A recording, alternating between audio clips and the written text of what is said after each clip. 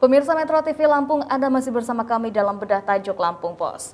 Oke Mas Wid, tadi kita bicara tentang NTP yang ternyata turun di saat produksi padi justru sedang tinggi-tingginya. Berarti ini kan tidak sesuai dengan untuk meningkatkan kesejahteraan petani ya. Nah sebenarnya apa penyebab dari NTP ini bisa turun Mas Wid? Ya, produksi padi itu memang ya harus digenjot di mana-mana seperti itu memang karena memang Lampung ini adalah selama bertahun-tahun kita selalu menjadi 10 terbesar pemasok beras untuk nasional ya. Ini harus dipertahankan dulu, yang pertama itu. Tetapi yang lebih penting dari itu bahwa tidak ada artinya kenaikan produksi itu kalau tidak dibarengi dengan kenaikan kesejahteraan petani. Apa sih gunanya kita memproduksi barang banyak berlimpah tapi kesejahteraan kita tidak membaik, apa gunanya? Nah, karena memang inti dari tujuan pokok pembangunan adalah mencapai kesejahteraan dan kemakmuran, dan inilah yang menjadi tantangan ya sebetulnya. Kalau bicara tentang penyebabnya sih ya banyak ya, ini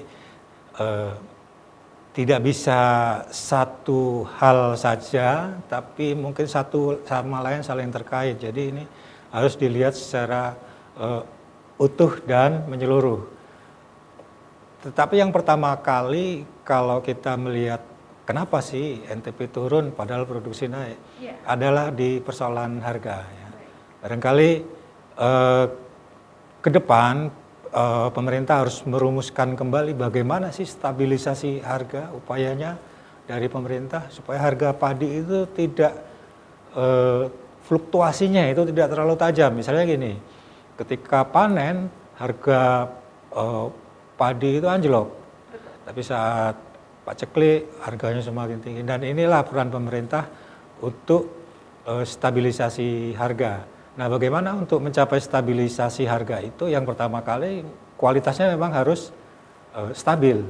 Kualitas berasnya, kualitas gabahnya memang betul-betul stabil, kualitas premium, kalau kualitas premium atau kualitas medium, sehingga di pasaran itu harganya tidak jatuh. Dan untuk ini memang Bulog Lampung itu sudah mulai membangun di Lampung modern rice milling plant, artinya dia semacam gudang beras. Jadi Bulog nanti dengan peralatan ini akan menyerap berapapun harga hasil produksi petani, diserap, kemudian diolah di situ dan disimpan, dan penyimpanannya pun dalam partai besar di situ dengan peralatan ini ya. Dan berasnya pun di situ tidak ada lagi nanti beras rosokan, beras medium semua, berasnya beras premium semua dengan harga medium, kira-kira begitu. Baik, tentunya itu menjadi salah satu upaya yang harus selalu digaungkan agar petani juga mendapatkan kesejahteraan. Nah, bicara tentang saat ini prestasi Lampung tentunya dengan produksi padinya yang sedang meningkat. Nah, apakah ada proyek nasional yang juga tentunya akan maksud kami akan mendukung peningkatan dari produksi padi yang ada di Lampung tersebut? Ya, Lampung ini seharusnya berbangga ya, karena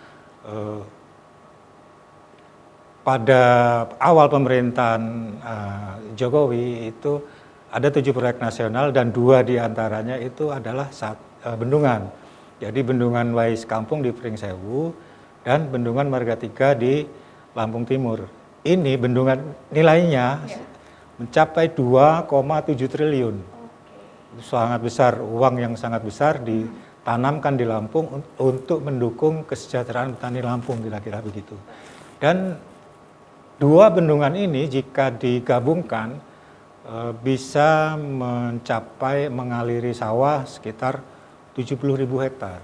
Dan ini sangat luar biasa ya kalau proyek ini selesai. Barangkali bukan hanya 330.000 untuk tambahan produksi tahun ini, bahkan untuk bisa lebih dari itu. Tetapi sayangnya memang untuk tahun ini kira-kira belum berproduksi, belum beroperasi. Nanti beroperasinya sekitar tahun 2022, jadi tahun depan. Artinya nggak lama lagi ini. Betul. Nanti tambahan produksi 2022 itu tidak hanya 330.000 ton. Kalau dua bendungan besar ini sudah bisa beroperasi. Wah, tentunya ini menjadi sebuah harapan baru bagi Lampung.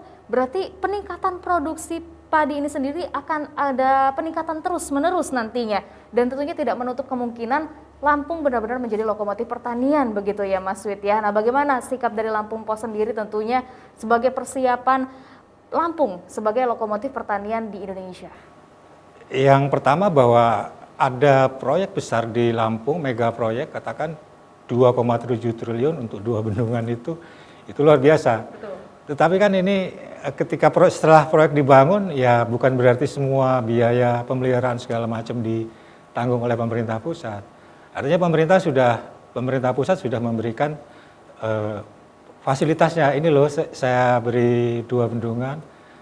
Nah, sekarang bagaimana perawatannya? Nah, itulah yang harus dipikirkan bersama oleh Pemda Provinsi, koordinasi dengan Pemda Kabupaten masing-masing. Bagaimana sih misalnya merawat saluran irigasinya supaya tidak bocor di tengah jalan, supaya bisa lancar masuk ke persawahan dan tidak menimbulkan banjir. Nah, ini yang harus dipikirkan bersama dan dikerjakan bersama oleh pemerintah provinsi dan kabupaten kota. Tidak bisa kita serahkan itu seluruhnya ke pemerintah pusat. Betul. Mereka sudah bangunkan proyek besar di sini, masa biaya pemeliharaannya pun harus ditanggung oleh pemerintah pusat, kan nggak seperti itu. Betul. Dan yang jadi persoalan juga kadang-kadang proyek irigasi ini hanya dikerjakan sekenanya, asal-asalan aja. Nah itulah ya, misalnya luarnya saja di plester bagus, cuma dalamnya nggak ada batunya itu. Nah ini kan ya kerja-kerja kontraktor yang seperti ini yang harus diperbaiki di masa depan. Kalau perlu ya, kalau memang kontraktornya sudah punya reputasi buruk ya. Betul. Jangan dipakai lagi. Tentunya jangan mengulang kesalahan yang sama ya Mas Wid ya. Nah, lantas seperti apa nih solusi agar peningkatan produksi padi di Lampung ini seiring berjalannya dengan kesejahteraan petani? Ya, yang pertama bahwa tadi sudah Bulog akan membangun MRMP tadi ya. Artinya untuk pasca panen itu sudah ada nanti alatnya, mekanismenya sudah disiapkan oleh Bulog. Kemudian perlu juga stabilisasi harga oleh pemerintah supaya jangan terlalu fluktuatif. Dan ini makanya fungsi Bulog juga seharusnya bukan sekedar untuk mencari